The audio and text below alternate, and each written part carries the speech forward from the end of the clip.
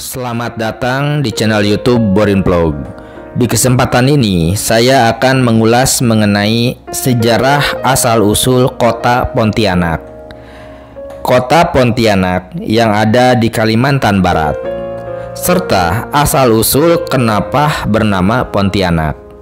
Bagaimana sejarah kota Pontianak dan juga asal-usulnya? Silakan disimak kisahnya berikut ini. Kota Pontianak merupakan kota penting di Kalimantan dan memiliki sejarah yang menguatkan identitas Indonesia.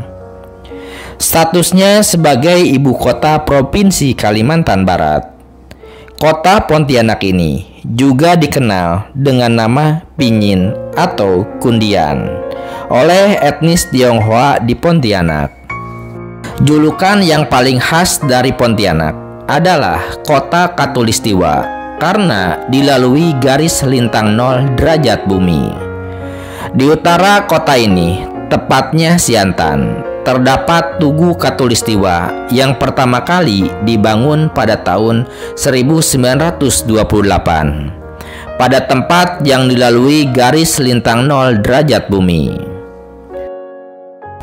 Selain itu, kota Pontianak juga dilalui oleh Sungai Kapuas yang merupakan sungai terpanjang di Indonesia. Selain Sungai Kapuas, Pontianak juga dilalui oleh Sungai Landak. Sungai Kapuas dan Sungai Landak yang membelah kota Pontianak disimbolkan di dalam logo kota Pontianak itu sendiri. Tegasnya, Pontianak adalah kota yang strategis bagi Kalimantan Barat dan punya sejarah khusus bagi Indonesia. Lantas, mengapa dan dari mana asal-usul nama Pontianak? Nama Pontianak diyakini berasal dari kisah hantu kuntilanak yang dialami Sultan Syarif Abdurrahman Al-Qadri, pendiri dan sultan pertama Kerajaan Pontianak. Beliau dilahirkan pada tahun 1142 Hijriah atau 1730 Masehi. Putra Al-Habib Husin, seorang penyebar ajaran Islam yang berasal dari Arab. Menurut cerita, setiap kali menyusuri Sungai Kapuas, beliau sering diganggu oleh kuntilanak. Syarif Abdurrahman terpaksa melepaskan tembakan meriam untuk mengusir hantu kuntilanak itu, sekaligus menandakan di mana meriam itu jatuh, maka di sanalah wilayah kesultanannya akan didirikan. Peluru meriam itu jatuh di dekat persimpangan Sungai Kapuas dan Sungai Landak, yang kini dikenal dengan nama Kampung Beting. Nah, dari kisah itulah konon nama kota Pontianak mulai digunakan. Kota Pontianak didirikan oleh Syarif Abdurrahman pada hari Rabu 23 Oktober 1771 Masehi, yang ditandai dengan membuka hutan di persimpangan Sungai Landak, Sungai Kapuas Kecil, dan Sungai Kapuas Besar untuk mendirikan balai dan rumah sebagai tempat tinggal. Lalu pada tahun 1778, Syarif Abdurrahman dikukuhkan menjadi Sultan Pontianak. Letak pusat pemerintahan ditandai dengan berdirinya Masjid Jami, kini bernama Masjid Sultan Syarif Abdurrahman, dan Istana Qadariyah yang sekarang terletak di Kelurahan Dalam Bugis, Kecamatan Pontianak Timur. Adapun sejarah pendirian kota Pontianak dituliskan oleh seorang sejarawan Belanda dalam bukunya Borneos Westerafdeling yang isinya sedikit berbeda dari versi cerita yang beredar di kalangan masyarakat saat ini. Menurutnya, Belanda mulai masuk ke Pontianak tahun 1194 Hijriah atau 1773 Masehi dari Batavia. Sejarawan Belanda yakni Pet menulis bahwa Syarif Abdurrahman, putra ulama Syarif Husain bin Ahmed Al-Qadri, atau dalam versi lain disebut sebagai Al-Habib Husin, meninggalkan kerajaan Mempawah dan mulai merantau. Di wilayah Banjarmasin dia menikah dengan adik Sultan Banjar Sunan Nata Alam dan dilantik sebagai pangeran. Dia berhasil dalam perniagaan dan mengumpulkan cukup modal untuk mempersenjatai kapal pencalang dan perahu lancangnya. Kemudian dia mulai melakukan perlawanan terhadap penjajahan Belanda. Dengan bantuan Sultan Pasir, Syarif Abdurrahman kemudian berhasil membajak kapal Belanda di dekat Bangka, juga kapal Inggris dan Prancis di Pelabuhan Pasir. Abdurrahman menjadi seorang kaya dan kemudian mencoba mendirikan pemukiman di sebuah pulau di Sungai Kapuas. Dia menemukan percabangan Sungai Landak dan kemudian mengembangkan daerah tersebut menjadi pusat perdagangan yang makmur. Wilayah inilah yang kini bernama Pontianak. Pada zaman kolonialis Belanda, dari Batavia memasuki Pontianak pada 1778 dengan dipimpin oleh Willem Ardinpola. Belanda saat itu menempati daerah di seberang Istana Kesultanan yang kini dikenal dengan daerah Tanah Seribu. Pada 5 Juli 1779, Belanda membuat perjanjian dengan Sultan mengenai penduduk Tanah Seribu agar dapat dijadikan daerah kegiatan bangsa Belanda yang kemudian menjadi kedudukan pemerintahan residen Belanda atau Kepala Daerah Keresidenan Borneo Barat dan Asisten Residen Kepala Daerah Kabupaten Pontianak. Area ini selanjutnya menjadi controller atau semacam Bupati Pontianak. Mendirikan Strategic Pond, badan ini mengelola kekayaan pemerintah Belanda dan mengurus dana pajak.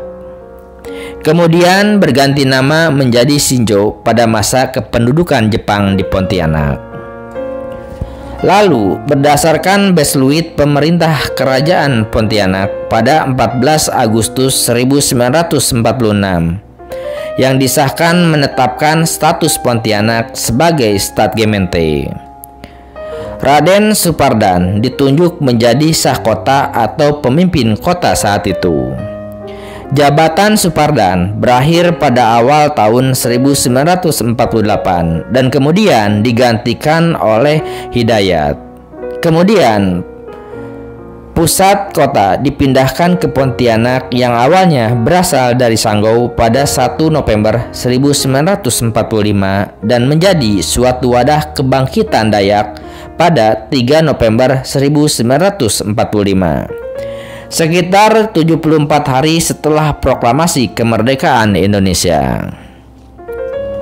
Singkat cerita, berdasarkan Undang-Undang Nomor 22 Tahun 1999 tentang pemerintah di daerah mengubah sebutan untuk pemerintah tingkat 2 Pontianak menjadi sebutan pemerintah kota Pontianak. Sebutan Kota Madya Pontianak diubah kemudian menjadi Kota Pontianak. Seiring berjalannya waktu, kini Pontianak terus berkembang dan cukup layak menjadi kota tujuan wisata. Jika Anda suatu waktu ke Kalimantan Barat, maka mampirlah ke kota Pontianak ini guna melihat dan menikmati beberapa objek wisata. Yang utama adalah Tugu Katulistiwa, berada di Jalan Katulistiwa, Kecamatan Pontianak Utara. Tugu ini dibangun pada 1928. Peristiwa penting dan menakjubkan di sekitar Tugu Katulistiwa adalah saat terjadinya titik kulminasi matahari, yakni fenomena alam ketika matahari tepat berada di garis Katulistiwa. Pada saat itu, posisi matahari akan tepat berada di atas kepala sehingga menghilangkan semua bayangan benda-benda di permukaan bumi. Pada peristiwa kulminasi tersebut, bayangan tugu akan menghilang selama beberapa detik saat diterpa sinar matahari. Demikian juga dengan bayangan benda-benda lain di sekitarnya. Selain Tugu Katulistiwa, di Pontianak kemudian juga ada Pantai Pasir Panjang. Objek wisata Pantai Pasir Panjang ini telah lama menjadi tempat rekreasi yang terkenal, menghadap ke Laut Natuna serta beberapa pulau kecil di sekitarnya, antara lain Pulau Lemukutan, Pulau Kabung, dan Pulau Randayan. Perahu-perahu kecil dan speedboat dapat disewa di sini untuk menuju ke pulau-pulau tersebut. Sebagai sebuah tempat rekreasi, objek wisata ini telah dilengkapi dengan berbagai fasilitas penunjang, serta di sekitar pantai telah banyak hotel, toko-tokoan, diskotik, dan fasilitas-fasilitas lainnya tersedia bagi wisatawan. Tempat ini sangat cocok bagi orang-orang yang menyukai olahraga renang, memancing, menyelam, dan ski air atau berselancar. Selanjutnya ada Sinka Island Park. Terletak sebelah selatan kota Singkawang 8 km sebelum memasuki kota Pontianak. Dari pinggir Jalan Raya Pontianak Singkawang berjarak 3 km. Sinka Island Park merupakan objek wisata masa depan yang menawarkan fasilitas hiburan modern dan alami.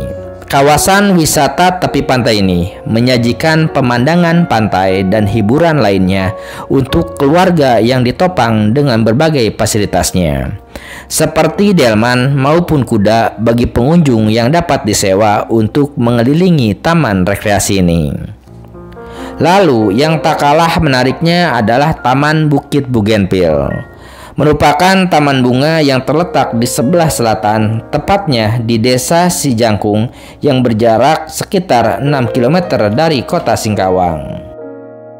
Posisinya terletak di kaki bukit berlatar belakang Gunung Pasi dan dikelilingi areal hutan dan perkebunan. Taman ini memiliki luas 1,5 hektar. Walaupun bunga bougainville yang menjadi tampilan utama, namun terdapat pula beragam bunga-bunga lainnya dan penataan taman yang asri untuk dapat dinikmati keluarga dan muda-mudi. Lalu, tidak ketinggalan pula objek wisata Bukit Kelam. Terletak di Kabupaten Sintang dengan luas 520 hektar. Cagar alam Bukit Kelam Sintang ini mencapai ketinggian hingga 900 meter di atas permukaan laut dengan kemiringan antara 15 hingga 40 derajat, menjadikannya tempat yang sempurna untuk panjat tebing. Nah, seperti itu sejarah asal-usul kota Pontianak dan juga terkait dengan asal-usul kenapa diberi nama Pontianak serta terkait dengan sejarah kerajaan atau Kesultanan Pontianak. Terima kasih sudah menyimak kisah sejarah Pontianak ini di channel YouTube Borin Vlog. Di channel ini Anda juga bisa menyimak sejarah dari kota-kota lainnya yang ada di Indonesia, serta juga ada dongeng, legenda, dan cerita rakyat yang ada di Nusantara. Terima kasih atas perhatiannya, sampai jumpa di cerita lainnya.